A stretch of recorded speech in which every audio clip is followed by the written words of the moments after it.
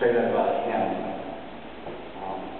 The one thing also that I do remember, as my sister had said when Dan called me and said that he thought he was the Lord, Gene did call me from time to time. I'm a believer in Christ also. And we spent a lot of time in prayer. So on the phone, getting email from the two doctors, getting information, fellowship was the focus of our life. And when he had trouble with his eyesight, he would call and pray for healing.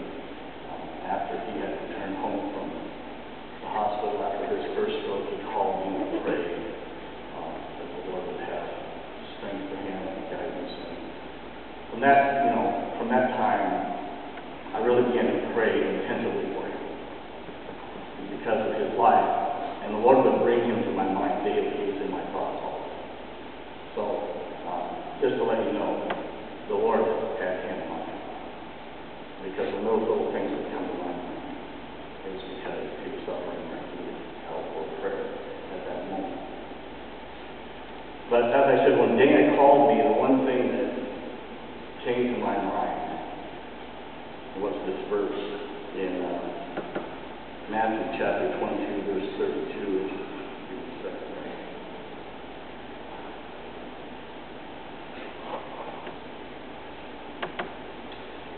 It says, I am the God of Abraham, and the God of Isaac, and the God of Jacob.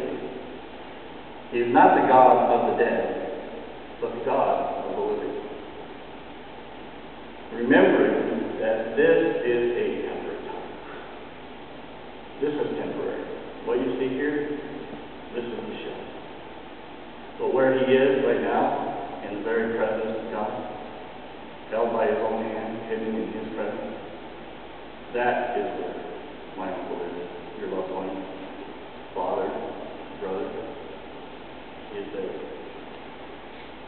As my sister had said, the end of a generation, I said at my mother's funeral that he said, God saved the best for last. And I really meant it. And because at the end of this lifetime, when we look back at all that God did throughout my family and your family to produce the generations that he brought forth thereafter, is for God's glory and it's for God's purpose. I say he's the God of the living. And so it's life that God gives. When I look at the creation, I see God who brought forth firstly the plant life, the shrub life, the fish life, right? And then the higher levels of life, like the cattle of the field, the birds of the air, and then eventually God made man in his own image and after his own likeness. For life. Yeah, there is a problem here. That's we understand.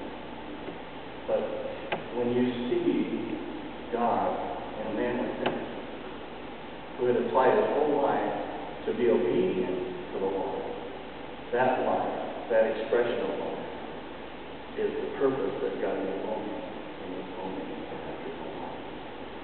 So, I also want to read another verse. It says to you in John chapter 10,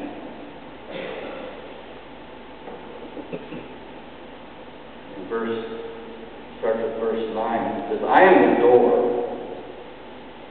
If anyone enters through me, he shall be saved, and shall go in and go out, and shall find pasture. The thief does not come except to steal and kill and to destroy. I have come that they may have life and may have it more abundantly. This abundant life is the purpose of what I want. Christ is the life. If you accept this life, then you will have abundance. What is the abundance of life? If you have a tree that just grows green leaves, that's life.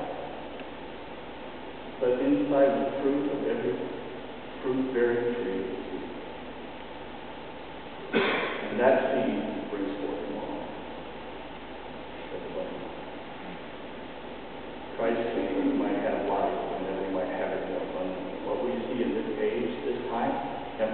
time for the proof of that. After this, we'll see more.